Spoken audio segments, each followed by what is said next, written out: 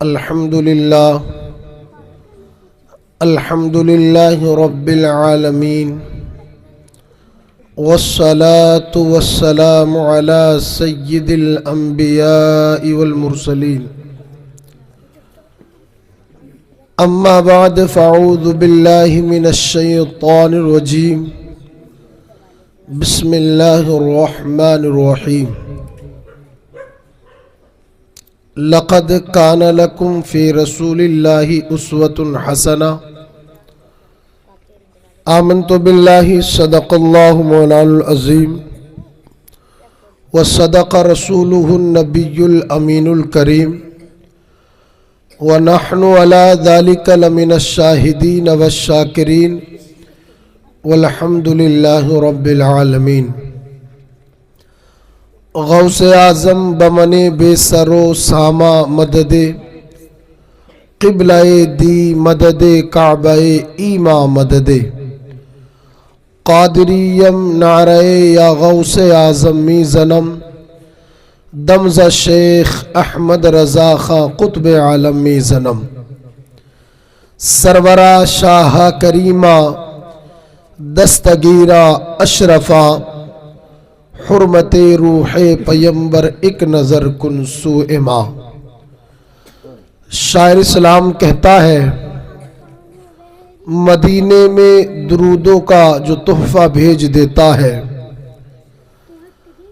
مدینے میں درودوں کا جو تحفہ بھیج دیتا ہے، خدا اس کی حفاظت کو فرشتہ بھیج دیتا ہے، اور خدا دیتا ہے برکت ایسے بیٹے کی کمائی میں، خدا دیتا ہے برکت ایسے بیٹے کی کمائی میں جو بیٹا اپنی ماں اور باپ کو مدینہ بھیج دیتا ہے، جو بیٹا اپنی ماں اور باپ کو مدینہ بھیج دیتا ہے۔ میرے آقا صلی اللہ علیہ وسلم کے دیوانوں، نماز عشاء کے بعد سے لے کر اب تک آپ نے بہت ساری نعت تقریر سماعت کی ہے۔ آج یہ محفل پاک ایک مرحوم کے ایصال ثواب، مرحوم دینو خاں کے بچوں نے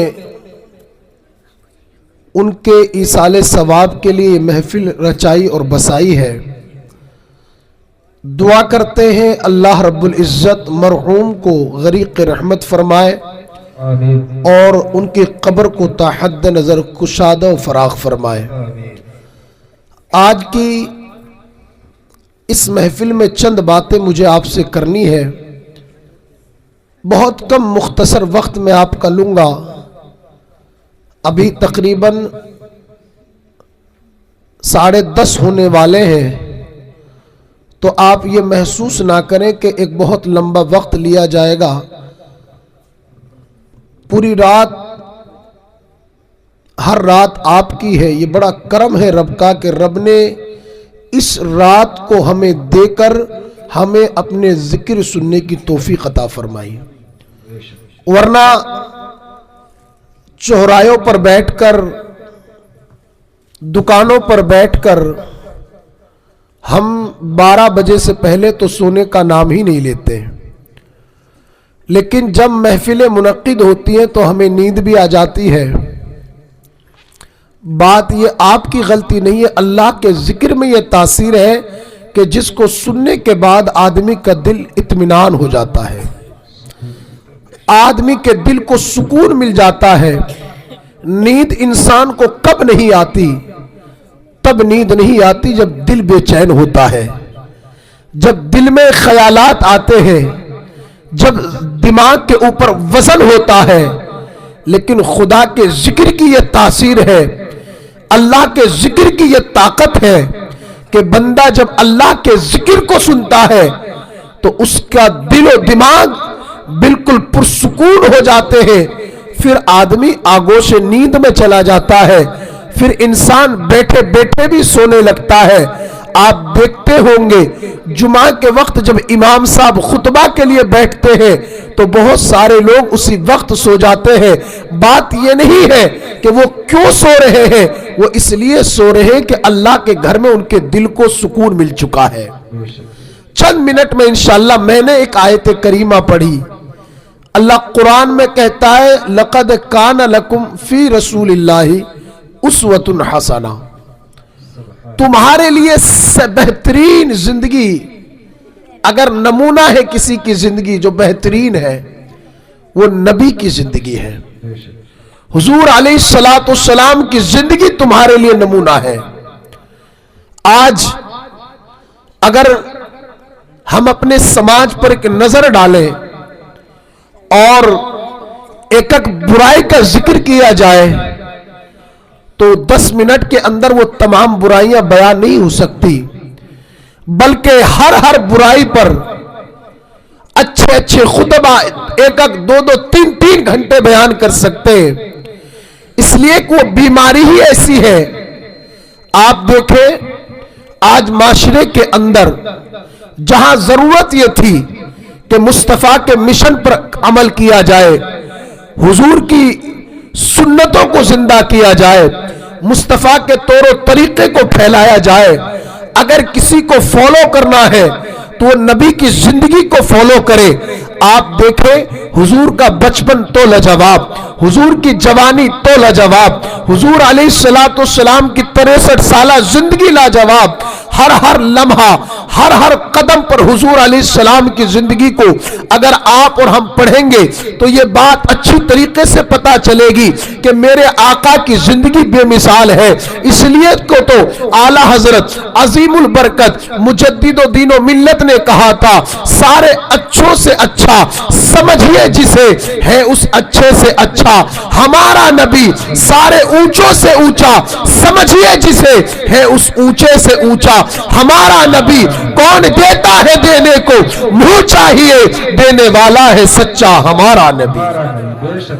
حضور علیہ السلام کی زندگی کو، بس حضور کی زندگی کے بارے میں کچھ باتیں میں آپ سے کروں گا کہ حضور کی زندگی کیا تھی.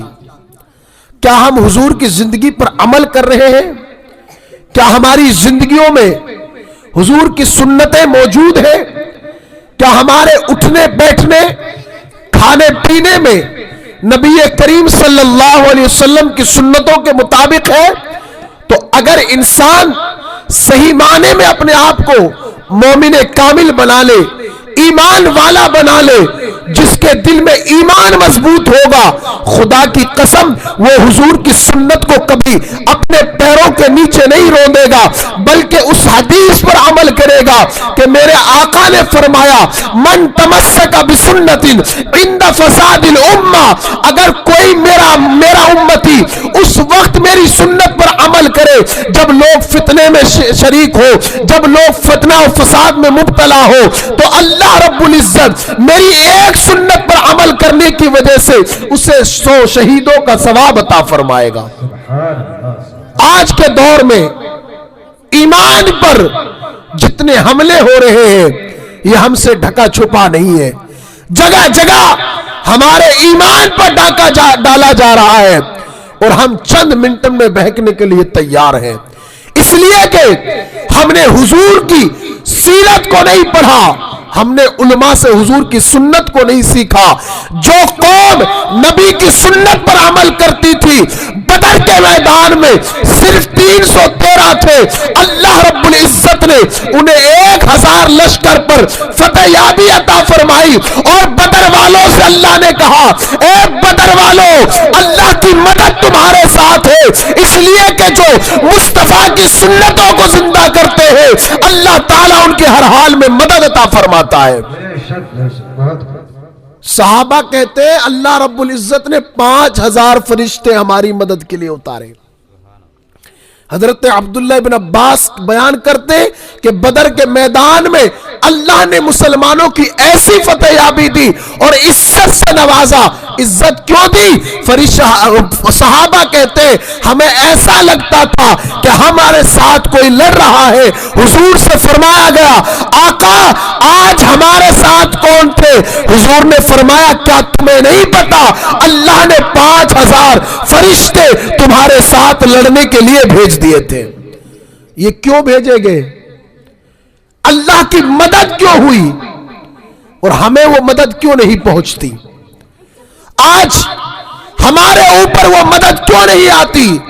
حالانکہ اللہ تو قادر مطلق ہے، وہ بے نیاز ہے، وہ حی و قیوم ہے، وہ رب تعالی اپنے بندوں پر کرم فرماتا ہے اور اس کی محبت بندوں سے بے انتہا ہے. ایک ماں کیا محبت کرے گی؟ دنیا کہتی ہے ماں جیسی کوئی محبت نہیں کرتا، لیکن اللہ کہتا ہے میں 70 ماؤں سے زیادہ تم سے محبت کرتا ہوں.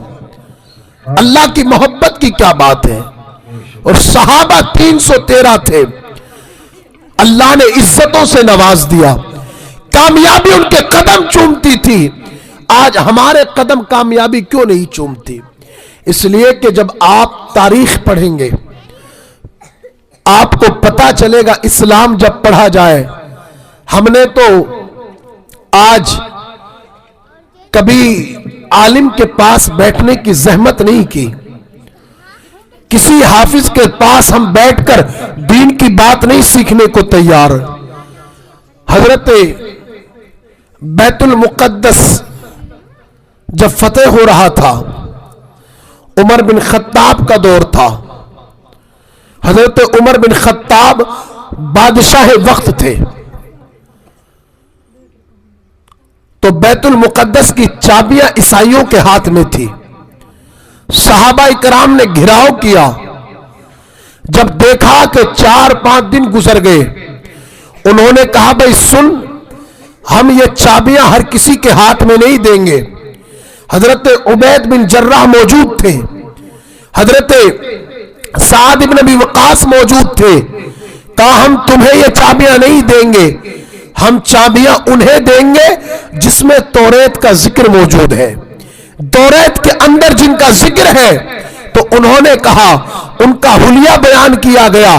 حضرت صحابہ کرام سمجھ گئے جو یہ حلیہ بیان کیا جا رہا ہے، جس شکل کو بیان کیا جا رہا ہے، جس ذات کے تعلق سے یہاں بات کی جا رہی ہے، وہ عمر بن خطاب ہے. حضرت عمر بن خطاب رضی اللہ تعالی عنہ کے پاس صحابہ نے کہا، ایک قاصد کو بھیجا، ایک میسنجر کو بھیجا، ایک بلانے والے کو بھیجا. صحابہ میں سے گئے، ایک میسنجر پہنچتا ہے، حضرت عمر بن خطاب سے کہتے ہیں کہ اے عمر بن خطاب، آپ بادشاہ وقت ہیں، آپ کی ضرورت آ پڑی ہے، آپ چلیں بیت المقدس کی چابیاں عیسائی پادری آپ کے ہاتھ میں دیں گے. وہ ہمیں چابیاں نہیں دینا چاہتے، وہ بیت المقدس جس پہ آج اسرائیل نے حملہ کر رکھا ہے، عیسائی کہتے ہیں یہ ہمارا گھر ہے. مسلمانوں سننے کی ضرورت یہ ہے، یہ بیت المقدس وہی ہے جس کی طرف میرے نبی نے 17 مہینے تک نماز ادا کی تھی اور میرے آقا علیہ السلام نے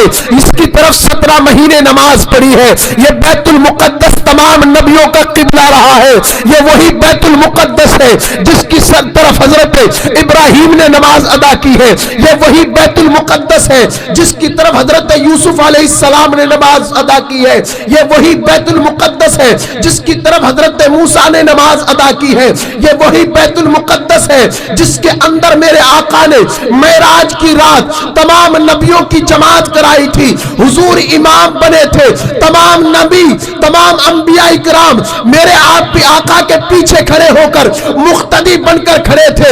آج دنیا یہ بات کرتی ہے کہ آج دنیا کہتی ہے کہ اسرائیل نے جو حملہ کر رکھا ہے یہ اسرائیلیوں کا حق ہے. میں تمہیں بتا دینا چاہتا ہوں، آج غزہ میں جو حالت کی گئی ہے، آج جو حماس پہ حملہ ہوا ہے، آج جو وہ مسلمان اپنے گھروں سے بے گھر ہو چکے ہیں، آج انہوں نے جو اپنے بچوں کی قربانیاں دی ہے، جنہوں نے اپنے بچوں کو کھویا ہے، جنہوں نے اپنے بچوں کو شہید کرایا ہے، جو پانی کے لیے ترسے ہیں، جنہوں نے اپنے گھروں کو گروا لیا. اسرائیل نے غزہ کو برباد کیا، لیکن میرے آقا نے فرمایا تھا ایک دور ایسا آئے گا کہ بیت المقدس پر ہمیشہ لڑائی چلتی رہے گی. جس کا ایمان کامل ہوگا اس کے لیے وہ لڑتے رہیں گے. گے. اور غزہ والوں نے بتایا, حماس والوں نے بتا دیا. اور دنیا والوں یاد رکھو, نبی نے جو بشارت دی تھی ہم اس بشارت پہ کھڑے اترتے ہوئے نظر آئے ہیں. نعرہ تکبیر, نعرہ رسالت, مذہب اسلام.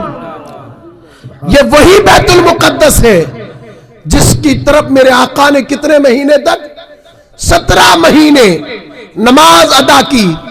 اور نماز ادا کر رہے تھے آقا. ایک روایت میں آتا ہے کہ آپ ظہر کی نماز پڑھ رہے تھے, ایک روایت میں آتا ہے آپ عصر کی نماز پڑھ رہے تھے. حضور کے دل میں یہ خیال آیا, اے اللہ تو بیت المقدس کو قبلہ بدل دے اور تو کعبہ کو میرا قبلہ بنا دے. اللہ رب العزت اپنے محبوب سے اتنی محبت کرتا ہے کہ حضور چاہ رہے تھے, دل میں خیال آیا. اللہ کے قرآن نے کہا قد نرا تقلبک, کہ اے محبوب یہ جو تم اپنے چہرے کو پھیر لو, یہ جو تم بار بار آسمان کی طرف دیکھ رہے ہو, محبوب تم نے چاہا, ہم نے بیت المقدس کو بدل کر قبلہ کعبہ بنا دیا ہے. آج دنیا بیت المقدس پہ قبضہ کرنا چاہتی ہے. مسلمانوں, بیت المقدس ہمارا قبلہ تھا اور ہمارے دل میں اس کے لیے عزت کل قیامت تک باقی رہے گی. اسی لیے تو کہا گیا کہ بیت المقدس اسرائیل تھا کیا. آج مسلمانوں کے اوپر جو ظلم ہو رہا ہے, پوری دنیا خاموش ہے.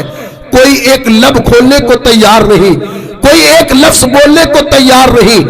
امریکہ جو اپنے آپ کو سپر پاور کہتا ہے, آج کی نیوز ہے ٹرمپ جو اس کا ابھی صدر بنا ہے, اس نے پتہ ہے کیا کہا ہے, اس نے کہا ہے کہ اسرائیل کی جو کیپٹل رہے گی, جو اس کی راجدھانی رہے گی, وہ رہے گی بیت المقدس. میں آپ سے پوچھنا چاہتا ہوں یہ سب باتیں کیوں کی جا رہی ہیں؟ آج جتنے دنیا کے تقریباً 2.25 ارب لوگ موجود ہیں, بلکہ ایک ریسرچ یہ کہتی ہے پوری دنیا میں 800 کروڑ کے لگ بھگ انسان رہتے ہیں, جن میں 250 کروڑ مسلمانوں کی آبادی ہے. ہمارے پاس 60 ممالک ہیں, لیکن کوئی مسلمان کا ممالک, کوئی مسلمان دیش آواز کیوں نہیں کھولتا ہے, کیوں نہیں کہتا ہے؟ اس لیے کہ علامہ ایک شاعر گزرے ہیں جس کا نام فراز ہے. اس نے کیا کہا ہے؟ اس نے کہا ہے اس قوم کے بارے میں کیا لکھے فراز, جو قوم پیتی ہو کعبے کی کمائی سے شراب, وہ آج کعبہ کی کمائی سے آج وہاں ڈانس پارٹیاں ہو رہی ہیں, آج شراب کے اڈے وہاں کھولے گئے. وہ لوگ مکمل طور پر مصطفیٰ جان رحمت کی سنتوں سے ہٹ چکے ہیں. اللہ رب العزت نے ایسے نقصانات ان کو پہنچائے. جب کبھی بارش نہیں ہوتی تھی, جہاں کبھی پانی نہیں برسا, بہت کم برستا تھا. آپ دیکھیں سعودیہ میں اللہ نے گاڑیوں کو پانی میں تیرا دیا ہے. یہ کیوں؟ اللہ دکھا رہا ہے کہ تم نے میرے نبی اور میری نافرمانی کی ہے, تم نے شریعت مطہرہ کا مذاق اڑایا ہے. اور ہم اب آرام سے ہیں. ہم کہتے ہیں, ہر کوئی یہ کہتا ہم مسلمان ہیں. میں کہتا ہوں مسلمان وہ تھے, کون تھے؟ ایک جنگ تبوک کے موقع پر, ایک جنگ کے اندر شہید چند صحابہ اکرام زخمی ہو گئے. ایک صحابی کہتے ہیں جن کا نام حضرت جہیم ہے, وہ بیان کرتے ہیں کہ میں جنگ تبوک کے موقع پر پانی پلانے میں مشغول تھا. میں پانی پلاتا تھا, میں نے دیکھا حضرت اکرمہ وہ زخمی ہو چکے ہیں, وہ پانی مانگ رہے ہیں. مسلمانوں, مسلمان کا مطلب یہ ہے, آقا نے فرمایا المسلم اخو المسلم, ایک مسلمان دوسرے مسلمان کا بھائی ہے. حقیقت میں اسلام اس کا نام ہے کہ کسی تمہاری زبان سے, تمہارے ہاتھ سے دوسرا مسلمان کوئی نقصان نہ پہنچے. آج ہم دوسروں کو زبان سے بھی تکلیف پہنچا رہے ہیں, ہاتھ سے بھی تکلیف پہنچا رہے ہیں. حضرت جہیم فرماتے ہیں میں حضرت اکرمہ کے پاس گیا, میں نے کہا اکرمہ پانی پی لو. اکرمہ کہتے پانی پینے کے لیے، ابھی پانی ہونٹوں تک لے کر گئے، دوسری طرف سے آواز آئی مجھے پانی دیا جائے۔ حضرت اکرمہ کہتے ہیں اے عبداللہ ابن جہیم جاؤ جاؤ پانی پہلے انہیں پلا دو، ابھی وہاں پانی لے کر پہنچے۔ حضرت جہیم کہتے میں نے دیکھا یہ حضرت ثوبان تھے، میں نے جیسے ہی پانی کا پیالہ دیا تیسری طرف سے آواز آتی ہے مجھے پیاس لگی ہے پانی دو۔ حضرت ثوبان کہتے ہیں میں نے پانی، حضرت جہیم کہتے ہیں حضرت ثوبان نے پانی کا اشارہ کیا میں نہیں پیوں گا، پہلے میرے بھائی کو پلا دو۔ ابھی تیسری جگہ پہنچا تھا، چوتھی جگہ سے آواز آتی ہے مجھے پانی دیا جائے، ابھی چوتھی جگہ پہنچا تھا، پانچویں جگہ سے آواز آتی ہے میں پیاسا ہوں مجھے پانی دیا جائے۔ حضرت جہیم کہتے ہیں میں پانچویں کے پاس پہنچا، پانی دیا، پینے کی تیاری کی، جیسے ہی پانی ہونٹ کے پاس لے گیا، منہ کے پاس لے کر گئے تو چھٹی جگہ سے آواز آئی مجھے پانی دیا جائے۔ حضرت جہیم کہتے ہیں وہ صحابی رسول کہتے ہیں پہلے پانی انہیں پلا دو۔ ابھی چھٹے کی پاس پہنچا تھا، ساتویں طرف سے آواز آتی ہے کہ مجھے پیاس لگی ہے۔ چھٹے نے کہا میرے ساتویں بھائی کو پیاس لگی ہے، پہلے اسے پانی پلاؤ۔ مجھے بتاؤ یہ کیسی محبت ہے، اپنی جان کی بازی ہے۔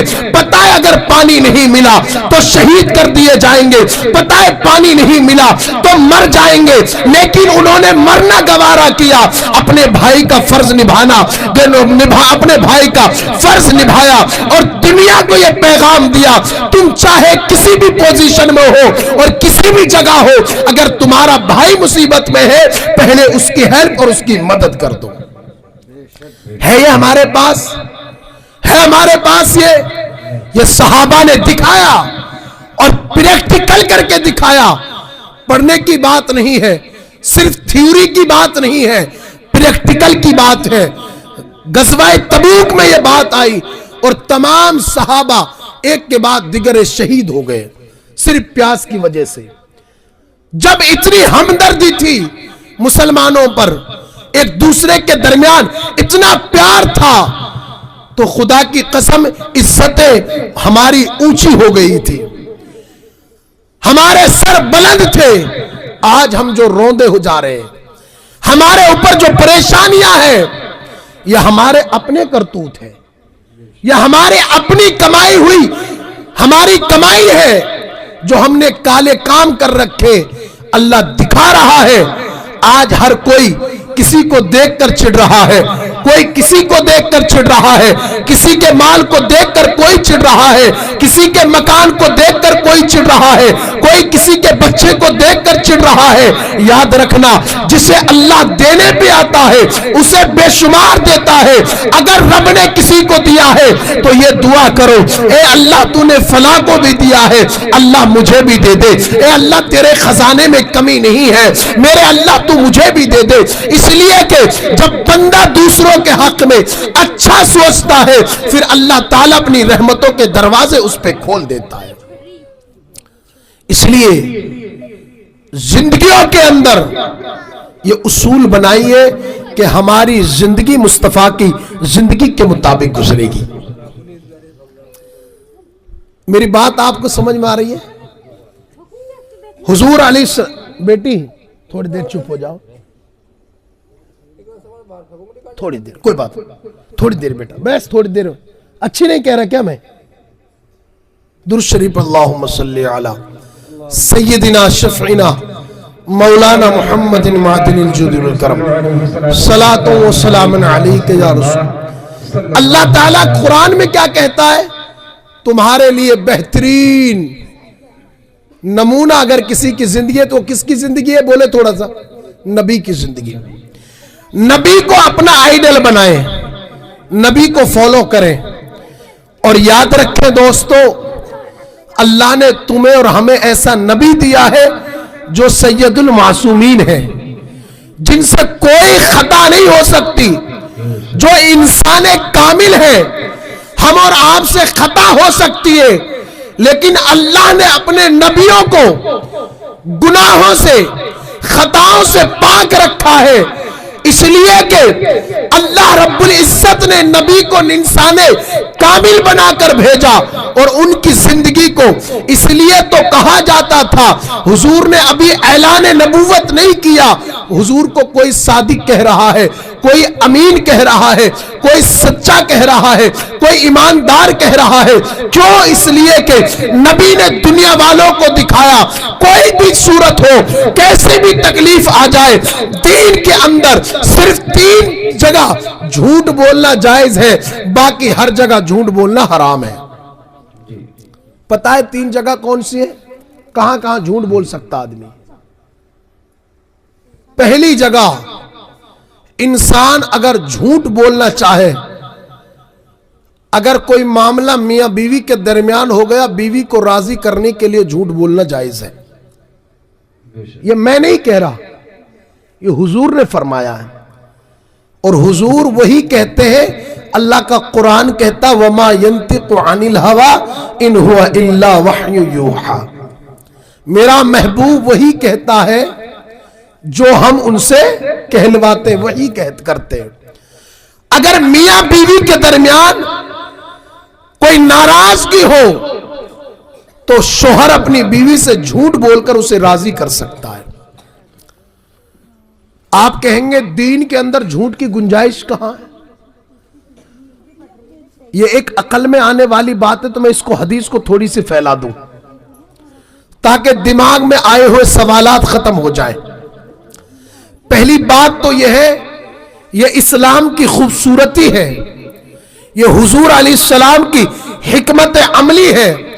اکثر و بیشتر میاں بیوی کے درمیان جھگڑے ہو جاتے ہیں, اور کوئی نہ کوئی ایسی صورت بن پڑے کہ شوہر اپنی بیوی کو راضی کرنے کے لیے خلاف واقع کوئی بات کہہ دے. مثال کے طور پر شوہر گیا تھا کہیں اور, بیوی سے کہہ دیا میں تو یہیں تھا گاؤں میں, تو بظاہر یہ جھوٹ ہے, لیکن اسے پتہ ہے اگر سچ بولا جائے گا تو ہماری بیوی اور ہمارے درمیان غلط باتیں ہو جائیں گی, ایک دوسرے کے خلاف لڑائی چھڑ جائے گی.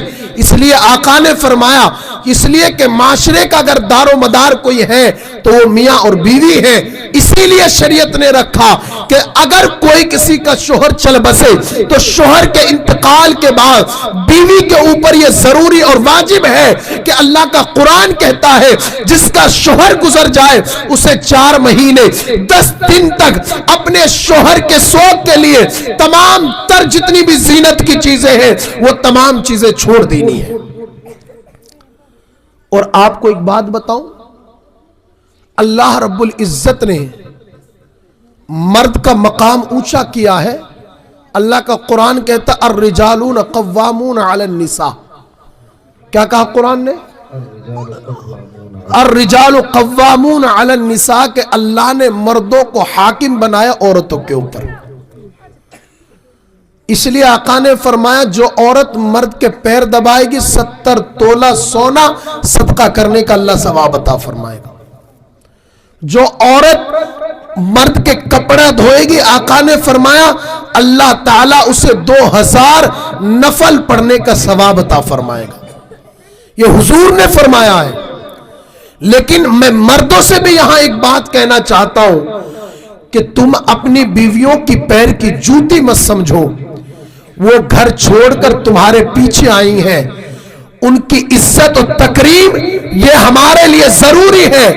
اس لیے کہ آقا نے جو مقام عورتوں کا بیان کیا ہے, اگر عورت بیٹی ہے تو باپ کے لیے رحمت اور مغفرت کا ذریعہ ہے, اگر عورت بیوی ہے تو شوہر کے لیے نیکی کا کام ہے, اور اگر عورت ماں ہے تو اولاد کے لیے جنت اس کے پیروں کے نیچے ہے. اس لیے آقا نے کیوں بیان کیا؟ اس لیے بیان کیا تاکہ دنیا والوں کو پتا چلے کہ اسلام نے عورتوں کی عزت کو کتنا بلند کیا ہے. آج چند ٹکے کے لوگ یہ بات کہتے ہیں کہ عورتوں کو اسلام نے پابند کیا ہے. اسلام نے پابند نہیں کیا, اسلام نے حقیقت میں عورتوں کے مقام کو بلند کیا ہے. بلند. دوسری بات, دوسری جگہ جھوٹ. آپ پہلے جنگ ہوتی تھی, مقابلے میں کوئی آ گیا تو اس کو چکما دینے کے لیے دیکھ وہ کون آئے, चकमा देने के लिए झूठ बोलना जायज है जब अपने मुकाबिल में किसी से लड़ रहा हो।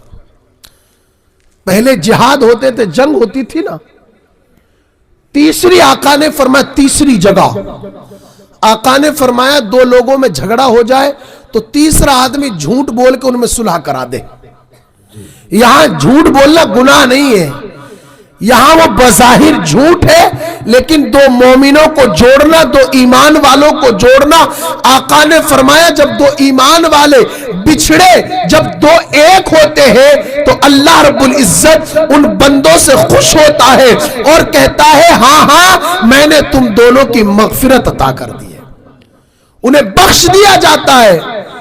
और उस वक्त तक अल्लाह किसी को नहीं बख्शता जब तक वो दूर दूर रहते हैं, जब तक वो एक दूसरे से चेहरे बनाए रहते। इसलिए मेरे आका के दीवानों, हुजूर की जिंदगी को देखें कि मेरे आका सल्लल्लाहु अलैहि वसल्लम की आप बचपने को देखेंगे तो हुजूर अलैहिस्सलाम का बचपन हमारे लिए आइडल है। जवानी को आप देखेंगे, हुजूर अलैहिस्सलाम ने जवानी किस तरह गुजारी है, हुजूर ने तिजारत किस तरह की है, हुजूर ने बैठे कैसे हैं, हुजूर के चलने का तरीका क्या था, हुजूर के बात करने का तरीका क्या था। मुस्तफा जाने रहमत जब मदीने की गलियां और मक्के की गलियों से गुजरा करते थे तो हुजूर अलैहिस्सलाम के गुजरने का तरीका क्या था। मेरे आका के दीवानों, आज हमने नबी की जिंदगी को अपनी जिंदगियों में नहीं ढाला, इसीलिए हमारे ऊपर ये तमाम तर आफतें आ रही हैं। मैंने एक बात बीच में छोड़ी, शायद आपको याद नहीं, हजरत उमर बिन खत्ताब की बात। बैतुल मुकद्दस फतह हो रहा था। बैतुल मुकद्दस फतह जब चाबी हम हर किसी के हाथ में नहीं देंगे, आप कहेंगे भाई हमारे गांव का मुखिया, हमारे जामा मस्जिद का इमाम है, जो बात है इमाम साहब से करेंगे, छोड़िए सबको। तो सहाबा से यही बात कही गई, अपने बादशाह को बुलाओ, हम चाबी उन्हें देंगे। तो एक पैगाम लेकर गया कि हजरत उमर से कहा आप बादशाह वक्त है, आप जरा आ जाइए और आपके हाथों में बैतुल मुकद्दस की चाबियां हैं, दी जाएंगी। हजरत उमर चले तो सहाबा ने कहा कि वहां बड़े बड़े लोग होंगे, अच्छा लिबास पहने होंगे, खूबसूरत कपड़े, आप भी अच्छा पहन लीजिए। हजरत उमर ने वो चादर अपने ऊपर डाल रखी थी जिसके ऊपर 72-73 पैबंद लगे हुए थे, जिसको हम ठेगड़ा कहते हैं, फट जाता है वहां से सिल देते हैं, कपड़ा लगा देते हैं। हमारे बुजुर्ग करते थे, कितनी सादगी थी। मालूम यह होता था कोई करोड़पति है लेकिन चप्पल में भी उनके कुछ ना कुछ टुकड़े लगते थे। वो दुनिया वालों को बताते थे हम भले ही कितने बड़े मालदार हो लेकिन हमारे पास नबी की सुन्नत मौजूद है, हम इतने बेहया नहीं है। आज जब लोग तरक्की पा गए, लोगों के पास पैसा आ गया, तो अब लोग अपनी तबीयत के मुताबिक जिंदगी गुजारने लगे। जब मुसीबत आती है तो अल्लाह को याद करते हैं, जब मुश्किलें आती है तो अल्लाह को याद करते हैं, जब खुशी होती है तो रंडियों को नचाया जाता है, नाच गाने की महफिलें मुनक्किद करते हैं और कहते हैं कि हम लोग तो क्या कर रहे हैं। याद रखना, ये चंद दिनों की जो तुम दुनिया देख रहे हो, ये जो तुम्हारी पैसों की तुम्हारे अंदर अकड़ मौजूद है, यार नमरूद पैसा वाला ना रहा, शद्दाद पैसा वाला ना रहा, बड़े बड़े कार, बड़े बड़े पैसे वालों को अल्लाह ने जमीन में धंसा दिया और उनके गुरूर और तकब्बुर को तोड़ कर अल्लाह ने फरमाया, मेरे आका फरमाते हैं जो तकब्बुर करेगा अल्लाह ताला कल क़यामत के दिन फिरऔन के साथ उसका हशर करेगा। मुझे आप बताइए किस चीज के लिए आप गुरूर कर रहे? चंद पैसे किसी की गर्दन काट ली, चंद पैसे किसी के तुमने निकाल लिए, चंद ओलेक्स बाजी तुमने कर ली, तुम ये समझते हो अब दुनिया हमारी है, हमारा कोई क्या बिगाड़ सकता है, हमारे साथ कोई क्या कर सकता है? कोई देखे या ना देखे, कोई पकड़े या ना पकड़े, कोई कुछ कहे या ना कहे, लेकिन कल मरना है, मरने के बाद कब्र में उतरना है, वहां अल्लाह के रसूल आएंगे, बताओ क्या चेहरा दिखाओगे? कल क़यामत के दिन अल्लाह की दरबार में पेशी होगी, अल्लाह फरमाएगा बंदे بتا میں نے زندگی دی تو نے کیسے استعمال کی، اس وقت یہ جھوٹ نہیں چلے گا۔ اللہ ہم نہیں جانتے تھے، ہمیں نہیں پتا تھا، ہم نہیں جانتے تھے۔ عالم اور علماء چیخ چیخ کر تمہیں بتا رہے ہیں تمہارا رزق حرام کھانا یہ تمہارے لیے ہلاکت اور بربادی کا سبب ہے۔ اگر حلال رزق کھاؤ گے اللہ دماغ اور دل و دماغ کے اندر نور پیدا کرے گا اور ایمان کو مضبوط فرمائے گا۔ آج اسی لیے تو مر گئی سب چیزیں، اس لیے شرم حیا ختم۔ آج دیکھو ذرا سی بات ہوتی ہے عورتیں بھی ناچ گانے کی محفل میں، مرد بھی۔ ابھی ڈی جے بجا دو ہزاروں لوگ اکٹھے ہو جائیں گے بستروں سے اٹھ کر۔ جب سے شرم ختم ہوئی ہے تب سے معاشرے میں تباہی آ گئی ہے۔ چھوٹی چھوٹی بیٹیاں بڑے بڑے فون چلا رہی ہیں۔ آج پوری دنیا کے اندر بالخصوص ہندوستان کے اندر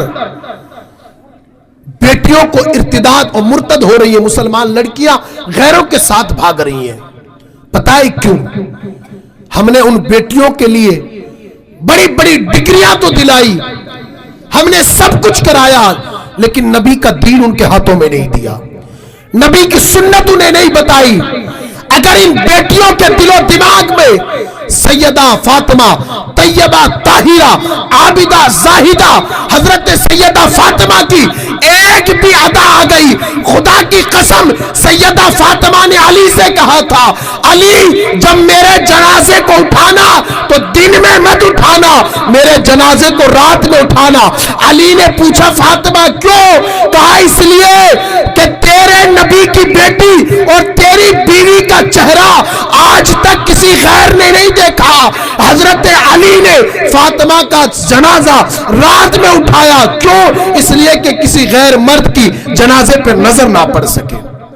آج ہمارے اندر ہماری بیٹیاں، آپ تو گلے ایسے چل گئے، آپ دیکھ سکتے کتنی بے حیائی ہے۔ باپ سوٹ لا کے دے رہا ہے، باپ وہ کپڑے بیٹی کو پہنوا رہا ہے۔ آقا کی ایک حدیث یاد آئی، آقا فرماتے اگر کوئی بیٹی یا بیٹا بالغ ہو جانے کے بعد وہ کوئی گناہ کر لے تو ماں اور باپ دونوں گناہ میں شریک ہیں۔ کیوں؟ دین نے کہا بیٹی جوان ہو جائے بیٹی کی شادی کر دو، بیٹا جوان ہو جائے بیٹی کی شادی کر دو، یہ باپ کا فرض ہے۔ آج بیٹے کی شادی اس لیے نہیں کر رہے کہ کوئی آئے گا کریٹا گاڑی دے گا، ٹریکٹر دے گا، فلاں ہوگا۔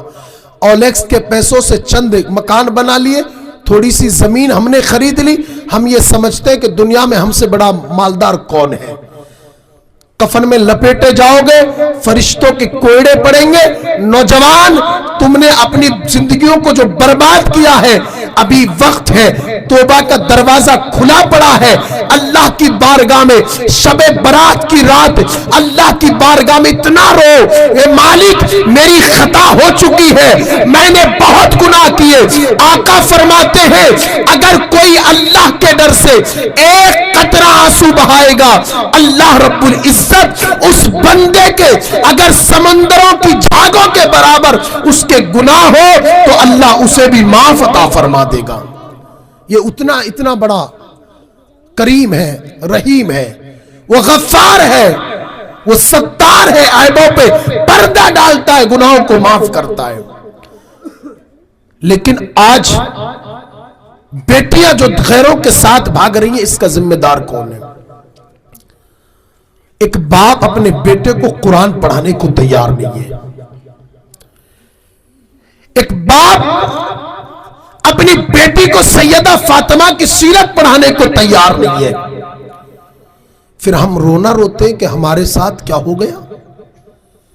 ہماری بیٹیاں فحاشی اور عریانیت کی طرف جا رہی ہیں، لباس ماں باپ اس طرح کے لے کے دے رہے۔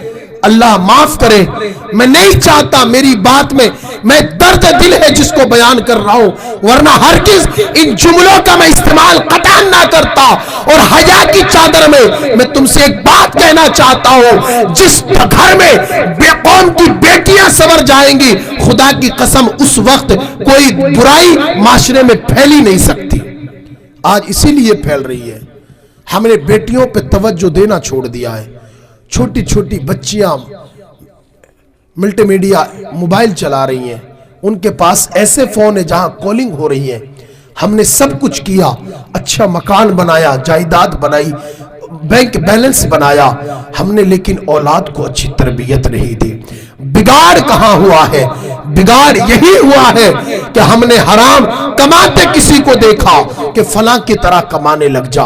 अगर तुम्हें यह बात याद रहे, सहाबा इकराम पत्थर बांध के पेट पर एक दूसरे को दिखाते थे, लेकिन शुक्र अदा करते थे कि मौला तूने हमें ईमान वाला बनाया है। हजरत बिलाले हबशी से कहा गया था छोड़ दे, बता कितनी माल चाहिए। और एक सहाबी है जिनका नाम हजरत उमैर बिन मुसाब बिन उमैर है, बड़े मालदार सहाबी थे, लेकिन ईमान लेकर आए। बाप ने कहा घर से निकल जा। उसने कहा निकल जाऊंगा, छोड़ दूंगा तेरी सब दौलत, मुझे तो कलमा जिसका नसीब हो गया है बस उसके कदमों में जगह चाहिए। हमें तो फ्री में ईमान मिला है, तो हमें इसकी हैसियत नहीं पता और इसीलिए नुकसान होता चला गया। मैं तुमसे दर्दवाना अपील करता हूं, खुदा के वास्ते चंद दिनों की दुनिया के लिए अपनी आखिरत का सौदा ना करें। अल्लाह का कुरान कहता है इन्नमा अमवालुकुम व औलादुकुम फितना, ये माल और औलाद ये जो दोनों है ये तुम्हारे लिए आजमाइश है। अगर कहीं औलाद की मोहब्बत और माल की मोहब्बत में आकर अल्लाह रब्बुल इज्जत का अजाब मोल ना ले, इसलिए कि जब भी कोई गुनाह करे कदम डगमगा जाए, अल्लाह की तरफ नजर करे और कहे कोई देखे ना या ना देखे, मेरा रब मुझे देख रहा है, तब सुधार पैदा होता है।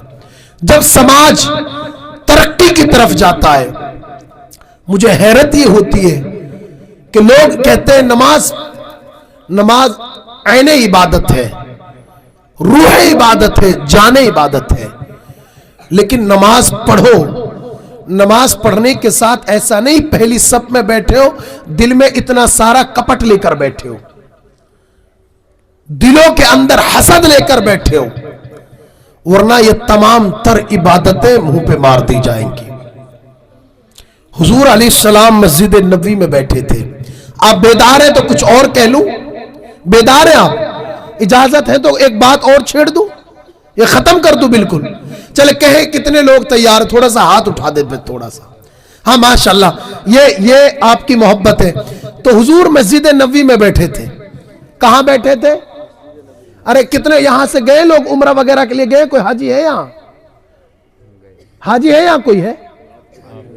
हाँ हाजी, हाँ अरे हाजी हकमुद्दीन है ना, तो जन्नतुल मस्जिद नबी में रियाजुल जन्ना एक जगह है, जन्नत की क्यारी उसको कहते हैं। तो मस्जिद नबी के अगर आप देखा तो बहुत बड़ी मस्जिद नबी होगी। मैं नहीं गया, दुआ करें अल्लाह मुझे भी तौफीक बख्श दे।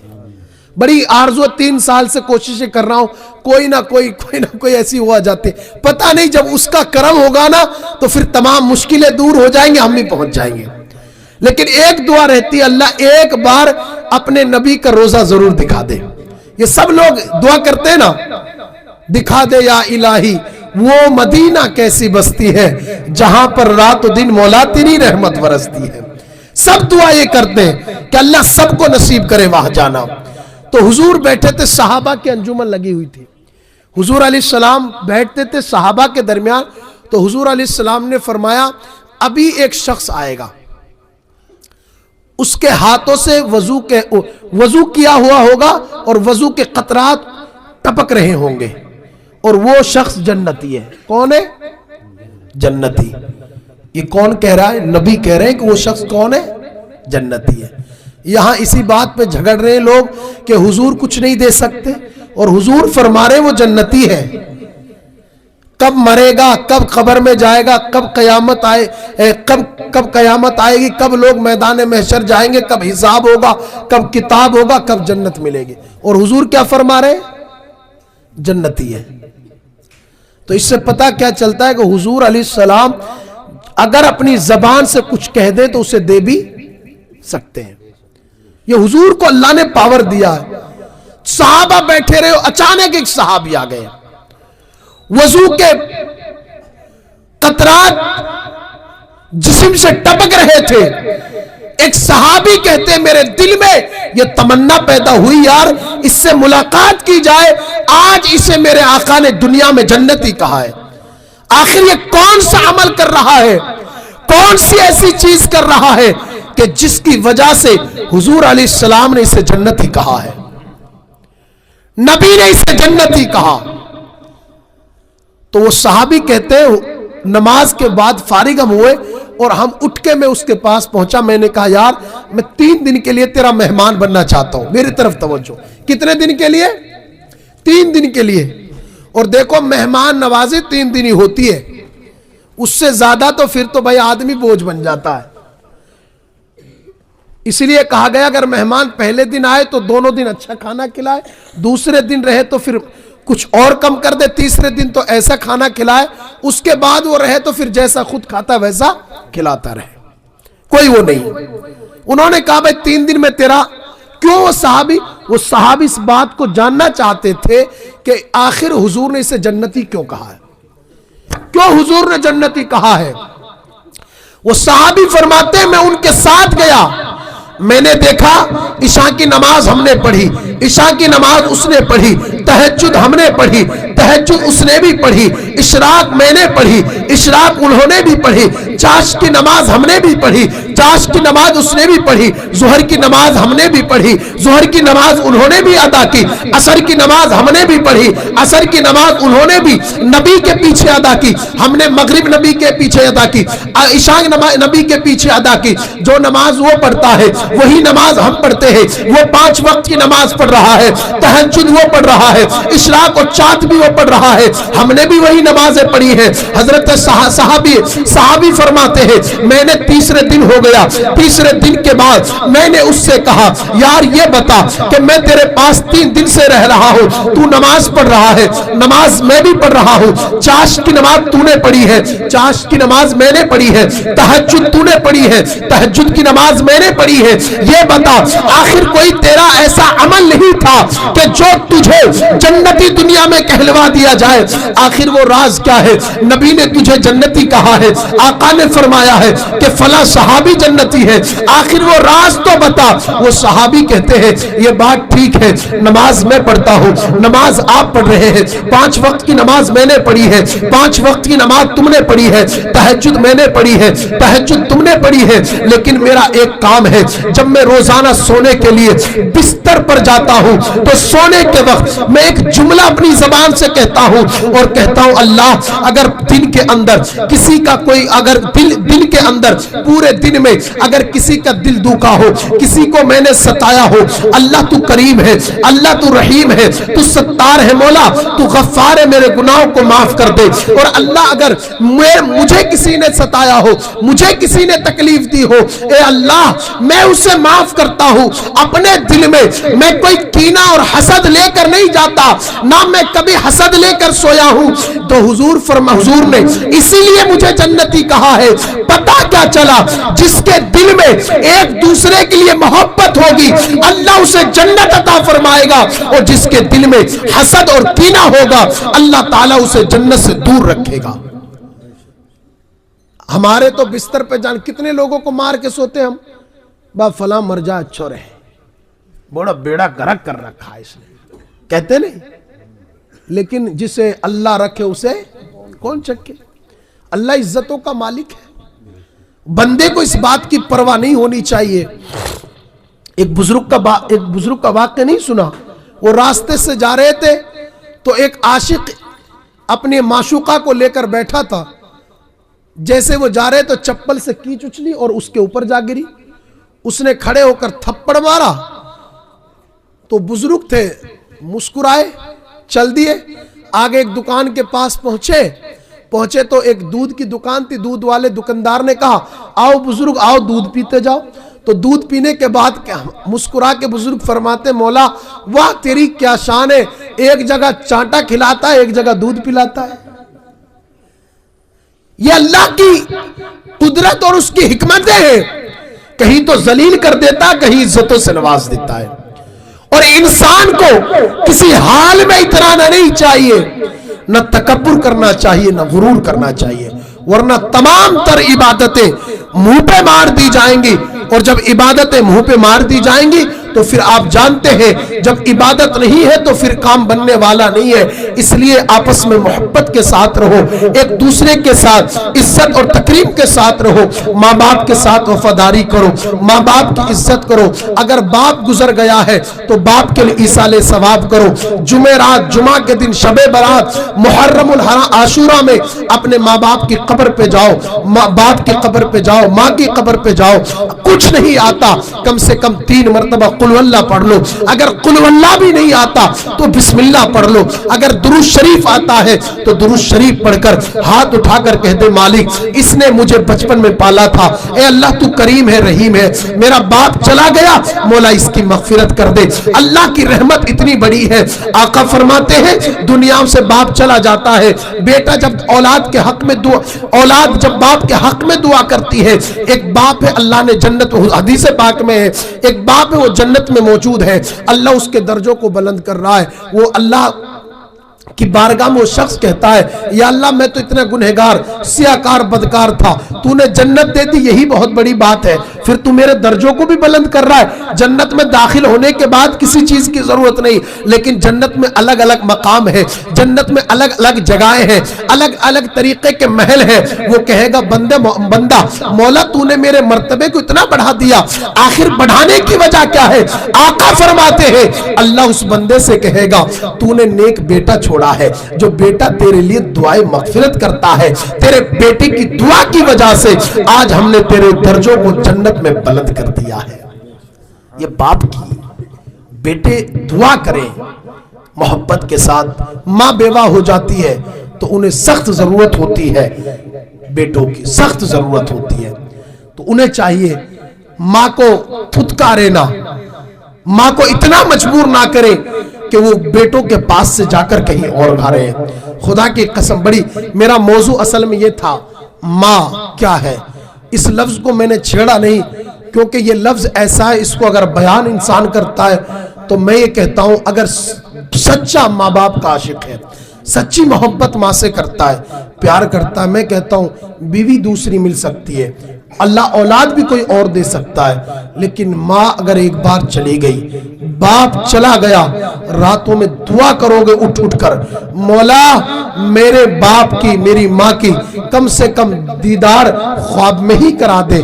اس لیے کہ ماں وہ ہے، باپ وہ ہے جس نے پوری مشقتیں، پوری تکلیفیں تمہارے لیے اور ہمارے لیے جھیلی ہے. خدا کی قسم جو بیٹا ماں باپ کا وفادار ہوتا ہے بھلے ہی وہ غریب ہو، خدا کی قسم وہ اللہ کی رحمت سے قریب ہوتا ہے. خدا کی رحمتیں اس کے اوپر سایہ فگن ہوتی ہیں. آج اگر بیوی گھر میں آ گئی، میں یہ نہیں کہتا کہ تم بیویوں کو ڈنڈا سے مار کے گھر سے باہر نکال دو، نہیں، میرے آقا نے بڑی محنتیں کی ہے جس دین کے لیے اور معاشرے کو سنوارنے کے لیے. آقا نے زندگی گزارنے کا ہمیں طریقہ بتا دیا. ماں باپ سے بھی محبت کرو اور بیوی کے منہ میں اگر تم ایک لقمہ بھی دو گے اولاد اور بیوی کے منہ میں، اللہ تعالیٰ اسے صدقے میں تمہارے لکھے گا. یہ دین نے ہمیں بتایا. لیکن کتنے لوگ ہیں جو ماں باپ کے مرنے کے بعد ماں کی قدر کرتے؟ کتنے لوگ ہیں ماں مجبور ہو جاتی ہے، وہ جا کے بھائیوں کے ساتھ رہتی ہے. اس ماں کا کہاں دل لگے گا جس ماں نے اپنے بیٹوں کو چھوڑا ہو؟ ایک تو اس کا سہاگ چلا گیا، پھر اولاد بھی اتنی نکمی کہ ماں کو 2 روٹی دینے کو تیار نہیں. آقا نے فرمایا جو بیٹا ماں کے اوپر، باپ کے اوپر دل خوشی کے ساتھ، محبت کے ساتھ کچھ خرچ کر دے گا، اللہ اتنی برکت کرے گا، اتنی برکت کرے گا کہ بیٹے کے پاس ختم ہونے والی نہیں ہے. رزق میں برکت کرے گا، عمر میں برکت کرے. کون؟ اللہ. اس لیے کیونکہ تو نے ماں کے ساتھ پیار کیا ہے، باپ کے ساتھ پیار کیا ہے. جہاں جہاں اللہ نے فرمایا لا تشریکو باللہ، اللہ کے ساتھ کسی کو شریک مت کرو، وہی اللہ نے کہا وبالوالدین احسانا، ماں باپ کے ساتھ اچھا سلوک کرو، برتاؤ اچھا کرو. کہیں ایسا نہ ہو یہ ماں باپ ناراض چلے جائیں سوائے پچھتانے کے، سوائے افسوس کرنے کے کچھ ہاتھ آنے والا نہیں ہے۔ ہم نے دیکھا ہے کتنے سارے لوگ ہیں جو اپنے آپ کو معاشرے میں کہتے ہیں میں بہت بڑا آدمی ہوں، اس کا باپ اس کی ماں پریشان ہے۔ کبھی ان سے پوچھو باپ دوائی کی ضرورت ہے؟ باپ تجھے کسی چیز کی ضرورت ہے؟ ماں بیمار ہے، چل تجھے ڈاکٹر کے پاس دکھایا جائے۔ کتنے لوگ شکایت کرتے ہیں، ہم لوگ مدرسے والے ہیں، مجھے حیرت ہوتی ہے، بیرے کے باس کو یہ جانتے ہیں، حافظ صاحب جانتے ہیں، اور ہمارے مولانا معین الدین صاحب، یہ سب لوگ جانتے ہیں بیرے کے باس ایک گاؤں ہے۔ میں اگائی کر رہا تھا، ہمارا کام ہے مدرسہ چلانا رہتا، تو یہ سب چیزیں عام ہیں۔ لوگ یہ سمجھتے ہیں مولانا ہے بہت کچھ کر لیا، یہ لے جائیں گے گھر سے لے کر جائیں گے، پتہ نہیں کیا کریں گے۔ یہ ہمارا خیال ہے جب قوم کے اندر، جس قوم کے اندر تعلیم رہی ہے، سب سے پہلے اگر مدرسوں کو کہیں بند کیا گیا ہے، پوچھو ان عالموں سے، وہ اسپین کی سرزمین ہے۔ اور اسپین وہ جگہ ہے، وہ کنٹری ہے جہاں 99% مسلمان رہا کرتے تھے، جہاں مسلمان ہی مسلمان، بڑے بڑے مسلمان، بڑی بڑی مسجدیں، بڑے بڑے مدرسے۔ انہوں نے کہا کیسے مسلمانوں کو گرایا جائے، کہا مسلمانوں کے عالموں کے خلاف ان کی عوام کو بھٹکایا جائے۔ آج بھی اگائی کے لیے مدرسے والے آتے ہوں گے آپ کے پاس، ارے ان کا تو کام ہے، کیا دیں گے؟ زکوٰۃ فرض ہے، تمہیں زکوٰۃ ہر حال میں دینی ہے۔ تم اگر غلط بات کرو گے تو یاد رکھنا تم زکوٰۃ نہیں دو گے، تمہارا اپنے اوپر بوجھ ہے۔ اس لیے میں کہتا ہوں، میں بیرے کے باس میں تھا، میں اگائی کے لیے گیا تو ایک لڑکا اپنی ماں سے پتہ نہیں کیا کیا کہہ رہا، ماں رو رہی ہے صبحیوں سے، باپ موجود ہے، باپ بیچارہ ایسا ہی ہے، بکریاں چرا رہا ہے، کبھی کچھ کر رہا ہے۔ میں نے کہا اس سے بھائی کیا ہوا ناصر بھائی، یہ کیوں ماں کو ڈانٹ؟ ماں نے کہا کچھ نہیں ہوا مفتی صاحب، بس اتنی بات ہے، میں نے یہ کہا کہ بھائی فلاں کام کر کے آ جانا، بس اسی بات پہ صبح سے لڑ رہے دونوں میاں بیوی، میں یہ گھر میں نہیں رہوں گی۔ میں نے اس سے ایک ہی بات کہی، بھائی تیری زکوٰۃ کا کوئی فائدہ نہیں ہے، تیری نماز کا کوئی فائدہ نہیں ہے، تیرا کوئی کام نہیں آئے گا اگر یہ بوڑھی اماں تجھ سے ناراض ہے، اس سے معافی مانگ، اگر یہ خوش ہے تو وہ اللہ قادر مطلق ہے، اس کی خوشی کے صدقے میں اللہ تجھے معاف کر دے گا۔ اس لیے ماں باپ کے ساتھ محبت کریں۔ آج کی یہ محفل ہم مرحوم تینوں خاں کے جو اہلیہ ہیں ان کی عدت پوری ہوئی ہے، انہوں نے اپنے شوہر کا حق ادا کیا ہے۔ ہم دعا کریں کہ اللہ تعالی ہم سب کو ماں باپ کا وفادار بنائے، اللہ تعالی ہمیں عمل کی توفیق عطا فرمائے۔ ہم نے جو کچھ بھی کہا ہے کہنے اور سننے میں کوئی کمی اور کوتاہی ہو گئی ہو، اللہ تعالی ہم سب کو معاف فرمائے، صحیح بولنے کی اور اس پہ عمل کی توفیق عطا فرمائے۔ صرف اس شعر کے ساتھ کہ سپرد خاک جب کرنا، یہ پیغام لکھ دینا، میرے رخسار کا، میرے رخسار پر میرے نبی کا نام لکھ دینا۔ کوئی ہے طالب جنت، کوئی ہے طالب شہرت، مدینہ میری قسمت میں میرے سرکار لکھ دینا۔ السلام علیکم ورحمۃ اللہ تعالی وبرکاتہ۔